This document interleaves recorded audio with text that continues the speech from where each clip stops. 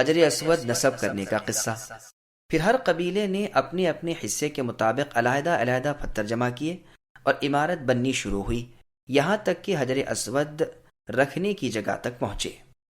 اب ہر قبیلہ چاہتا تھا کہ یہ شرف اسے ملے، آپس میں لڑنے جھگڑنے لگے، یہاں تک کہ باقاعدہ جنگ کی نوبت آ گئی۔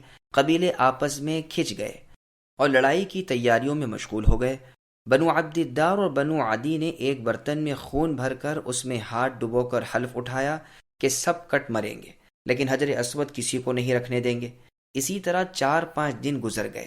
پھر قریش مسجد میں جمع ہوئے کہ آپس میں مشورہ اور انصاف کریں، تو بنو امیہ بن مغیرہ نے، جو قریش میں سب سے زیادہ عمر اور عقلمند تھے، کہا، سنو لوگو، تم اپنا منصف کسی کو بنا لو، وہ جو فیصلہ کرے سب منظور کر لو، لیکن پھر منصف بنانے میں اختلاف ہوگا، اس لیے ایسا کرو کہ اب جو سب سے پہلے یہاں مسجد میں آئے وہی ہمارا منصف۔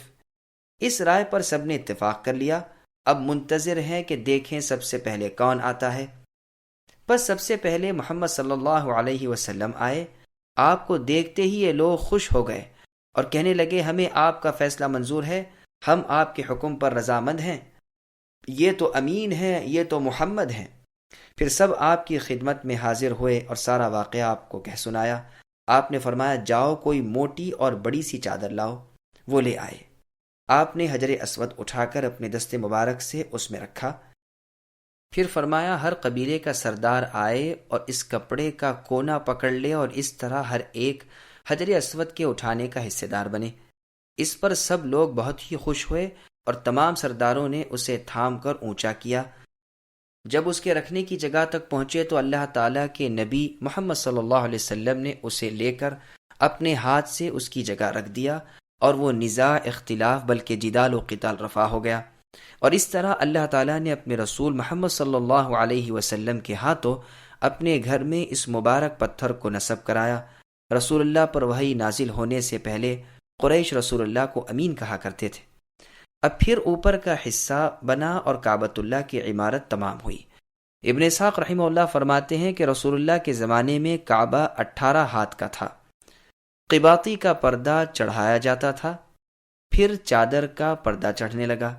ریشمی پردہ سب سے پہلے حجاج بن یوسف نے چڑھایا۔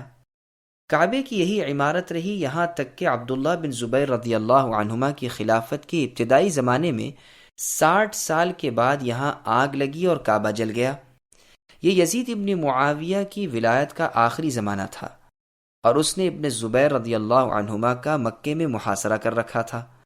ان دنوں میں خلیفہ مکہ عبداللہ بن زبیر رضی اللہ عنہما نے اپنی خالہ عائشہ صدیقہ رضی اللہ عنہا سے جو حدیث سنی تھی، اسی کے مطابق رسول اللہ کی تمنا پر بیت اللہ کو گرا کر ابراہیمی قواعد پر بنایا، حتیم اندر شامل کر دیا، مشرق مغرب 2 دروازے رکھے، ایک اندر آنے کا، دوسرا باہر جانے کا، اور دروازوں کو زمین کے برابر رکھا۔ آپ کی امارت کے زمانے تک کعبۃ اللہ یوں ہی رہا، یہاں تک کہ ظالم حجاج کے ہاتھوں آپ شہید ہوئے۔ اب حجاج نے عبد الملک ابن مروان کے حکم سے کعبے کو پھر توڑ کر پہلے کی طرح بنا لیا۔ صحیح مسلم شریف میں ہے، یزید ابن معاویہ کے زمانے میں جبکہ شامیوں نے مکہ مکرمہ پر چڑھائی کی اور جو ہونا تھا وہ ہوا، اس وقت عبداللہ ابن زبیر رضی اللہ عنہما نے بیت اللہ کو یوں ہی چھوڑ دیا۔ موسم حج کے موقع پر لوگ جمع ہوئے، انہوں نے یہ سب کچھ دیکھا۔ اس کے بعد آپ نے لوگوں سے مشورہ کیا، کیا سارا کعبہ ہی گرا کر نئے سرے سے بناؤں، یا جو ٹوٹا ہوا ہے اس کی اصلاح کر لوں؟ تو عبداللہ بن عباس رضی اللہ عنہما نے فرمایا، میری رائے ہے کہ آپ جو ٹوٹا ہوا ہے اس کی مرمت کر دیں، باقی سب پرانا ہی رہنے دیں۔ عبداللہ بن زبیر رضی اللہ عنہما نے فرمایا، اگر تم میں سے کسی کا گھر جل جائے تو کیا وہ خوش نہ ہوگا کہ اسے نئے سرے سے بنائے؟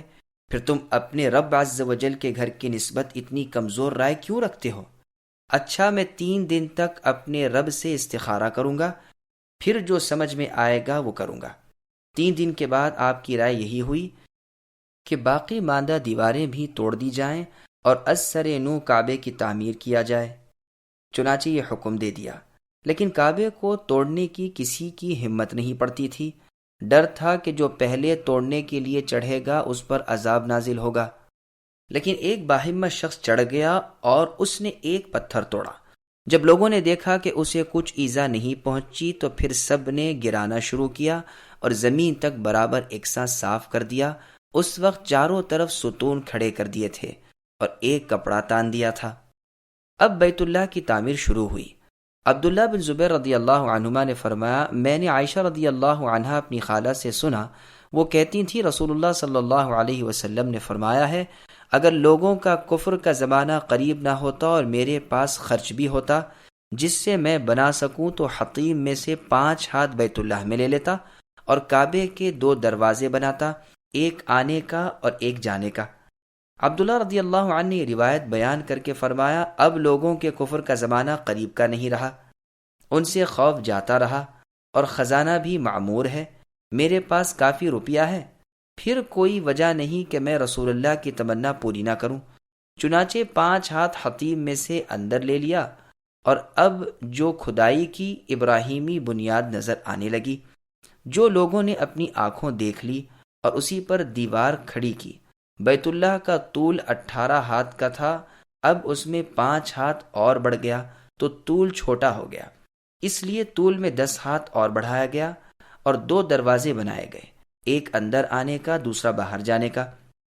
ابن زبیر رضی اللہ عنہما کی شہادت کے بعد حجاج نے عبد الملک کو لکھا اور ان سے مشورہ لیا کہ اب کیا کیا جائے۔ یہ بھی لکھ بھیجا کہ مکہ مکرمہ کے عادلوں نے دیکھا ہے، ٹھیک ابراہیم علیہ السلام کی نیو پر کعبہ تیار ہوا ہے، لیکن عبد الملک نے جواب دیا کہ طول کو تو باقی رہنے دو، حتیم کو باہر کر دو اور دوسرا دروازہ بند کر دو۔ حجاج نے اس حکم کے مطابق کعبے کو گرا کر پھر عبد الملک کے کہنے کے مطابق بنا دیا، لیکن سنت طریقہ یہی تھا کہ عبداللہ بن زبیر رضی اللہ عنہما کی بنا کو باقی رکھا جاتا، اس لیے کہ رسول اللہ کی چاہت یہی تھی، لیکن اس وقت رسول اللہ کو یہ خوف تھا کہ لوگ بدگمانی نہ کریں، ابھی نئے نئے اسلام میں داخل جو ہوئے تھے۔ لیکن یہ حدیث عبد الملک ابن مروان کو نہیں پہنچی تھی، اس لیے اس نے اسے توڑوا دیا۔ جب اسے حدیث پہنچی تو رنج کرتے تھے اور کہتے تھے کاش کہ ہم اسے یوں ہی رہنے دیتے اور نہ توڑواتے۔ چنانچہ صحیح مسلم کی ایک اور حدیث میں ہے کہ حارث ابن عبداللہ جب ایک وفد میں عبد الملک ابن مروان امیر المؤمنین کے پاس پہنچے تو عبد الملک نے کہا، میرا خیال ہے کہ ابو خبیب یعنی عبداللہ بن زبیر رضی اللہ عنہما نے اپنی خالہ عائشہ رضی اللہ عنہا سے یہ حدیث نہ سنی ہوگی۔ حارث نے کہا، ضرور سنی تھی، خود میں نے بھی ام المؤمنین عائشہ رضی اللہ عنہا سے سنا ہے۔ پوچھا، تم نے کیا سنا ہے؟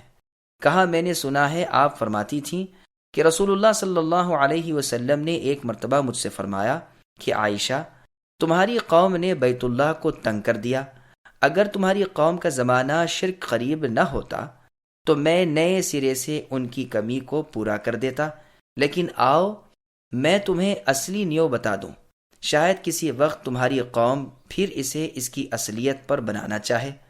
تو رسول اللہ نے صدیقہ رضی اللہ عنہا کو حتیم میں قریباً 7 ہاتھ اندر داخل کرنے کو فرمایا اور فرمایا، میں اس کے 2 دروازے کر دیتا، ایک اندر آنے کا اور ایک جانے کا، اور دونوں دروازے زمین کے برابر رکھتا، ایک مشرقی رخ رکھتا اور دوسرا مغرب رخ۔ جانتی بھی ہو کہ تمہاری قوم نے دروازے کو اتنا اونچا کیوں رکھا ہے؟ آپ رضی اللہ عنہ نے فرمایا، اللہ کے رسول، مجھے خبر نہیں۔ فرمایا، محض اپنی اونچائی اور بڑائی کے لیے کہ جسے چاہیں اندر جانے دیں اور جسے چاہیں داخل نہ ہونے دیں۔ جب کوئی شخص اندر جانا چاہتا تو اسے اوپر سے دھکا دے دیتے تھے، وہ گر پڑتا اور جسے داخل کرنا چاہتے اس کا ہاتھ تھام کر اندر لے لیتے۔ عبد الملک نے کہا، اے حارث، تم نے خود اس حدیث کو ام المؤمنین عائشہ رضی اللہ عنہا سے سنا ہے؟ انہوں نے کہا، ہاں میں نے خود سنا ہے۔ تو تھوڑی دیر تک تو عبد الملک اپنی لکڑی ٹکائے سوچتے رہے، پھر کہنے لگے، کاش کہ میں اسے یوں ہی چھوڑ دیتا۔ صحیح مسلم کی ایک اور حدیث میں ہے کہ عبد الملک ابن مروان نے ایک مرتبہ طواف کرتے ہوئے عبداللہ بن زبیر رضی اللہ عنہما کو کوس کر کہا کہ وہ عائشہ رضی اللہ عنہا پر اس حدیث کا بہتان باندھتے تھے، تو حارث رضی اللہ عنہ نے روکا اور شہادت دی کہ وہ سچے تھے، میں نے بھی عائشہ رضی اللہ عنہا سے یہ سنا ہے۔ اب عبد الملک افسوس کرنے لگے اور کہنے لگے، اگر مجھے پہلے سے معلوم ہوتا تو میں ہرگز اسے نہ توڑتا۔ قاضی عیاض اور امام نووی رحمہ اللہ نے لکھا ہے کہ خلیفہ ہارون رشید نے امام مالک رحمہ اللہ سے پوچھا تھا کہ اگر آپ اجازت دیں تو میں پھر کعبۃ اللہ کو ابن زبیر رضی اللہ عنہما کے بنائے ہوئے کے مطابق بنا دوں۔ امام مالک نے فرمایا آپ ایسا نہ کیجیے، ایسا نہ ہو کہ کعبہ بھی بادشاہوں کا ایک کھلونا بن جائے، جو آئے اپنی طبیعت کے مطابق توڑ پھوڑ کرتا رہے۔ چنانچہ خلیفہ اپنے ارادے سے باز رہے۔ یہی بات ٹھیک بھی معلوم ہوتی ہے کہ کعبہ کو بار بار چھیڑنا ٹھیک نہیں۔ بخاری اور مسلم کی ایک حدیث میں ہے کہ رسول اللہ صلی اللہ علیہ وسلم نے فرمایا، کعبے کو تو چھوٹی پنڈلیوں والا ایک حبشی پھر خراب کرے گا۔ رسول اللہ فرماتے ہیں گویا میں اسے دیکھ رہا ہوں، وہ سیاہ فام ایک ایک پتھر الگ الگ کر دے گا۔ غالباً یہ ناشدنی واقعہ جس کے دیکھنے سے اللہ ہمیں محفوظ رکھے یاجوج ماجوج کے نکل چکنے کے بعد ہوگا۔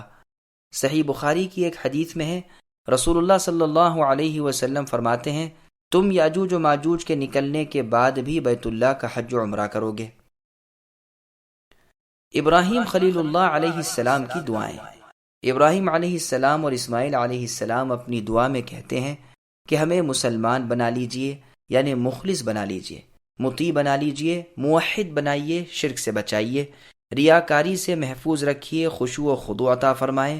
سلام ابن ابی مطیع رحمہ اللہ فرماتے ہیں مسلمان تو تھے ہی لیکن اسلام کی ثابت قدمی طلب کرتے ہیں، جس کے جواب میں ارشاد باری ہوا قد فعلت، میں نے تمہاری یہ دعا قبول فرمائی۔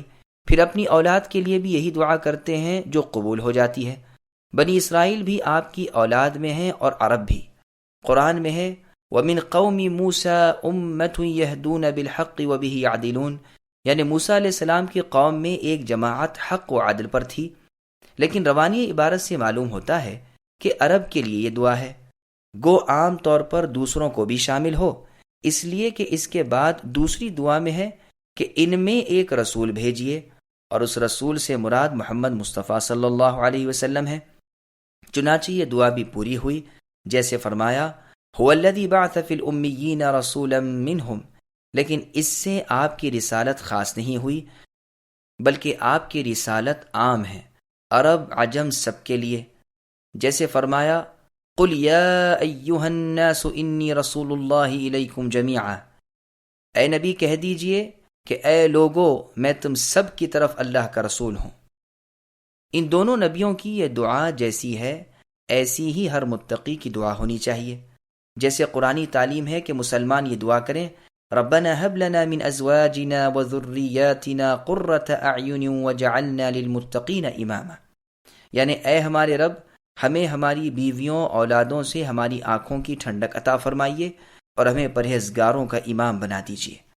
یہ بھی اللہ تعالیٰ کی محبت کی دلیل ہے کہ انسان یہ چاہے کہ میری اولاد میرے بعد بھی اللہ تعالیٰ کی عابد یعنی عبادت گزار رہے۔ اور جگہ اس دعا کے الفاظ یہ ہیں وَجْنُبْنِي وَبَنِيَّ أَن نَعْبُدَ الْأَصْنَامَ، اے اللہ مجھے اور میری اولاد کو بت پرستی سے بچائیے۔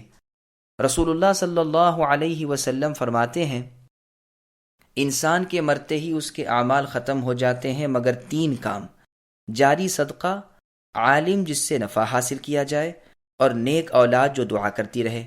یہ روایت مسلم کی ہے۔ پھر ابراہیم علیہ السلام دعا کرتے ہیں کہ اے اللہ ہمیں مناسک دکھائیے، یعنی احکام حج و ذبح وغیرہ سکھائیے۔ کعبے کی عمارت پوری ہو جانے کے بعد جبرائیل علیہ السلام آپ کو لے کر صفا پر آتے ہیں اور پھر مروہ پر جاتے ہیں اور فرماتے ہیں یہ شعائر اللہ ہے، پھر بنا کی طرف لے کر چلے۔ عقبہ پر شیطان درخت کے پاس کھڑا ہوا، ملا تو فرمایا تکبیر کہہ کر اسے کنکریاں ماریے۔ ابلیس یہاں سے بھاگ کر جمرہ وسطیٰ کے پاس جا کھڑا ہوا، یہاں بھی اسے کنکریاں ماری تو یہ خبیث نا امید ہو کر چلا گیا۔ اس کا ارادہ تھا کہ حج کے احکام میں کچھ دخل دے، لیکن موقع نہ ملا اور مایوس ہو گیا۔ یہاں سے آپ کو مشعر الحرام میں لائے، پھر عرفات میں پہنچایا، پھر 3 مرتبہ پوچھا کہو سمجھ لیا؟ آپ نے فرمایا ہاں۔ دوسری روایت میں 3 جگہ شیطان کو کنکریاں مارنی مروی ہیں اور ہر شیطان کو 7 کنکریاں ماری ہیں۔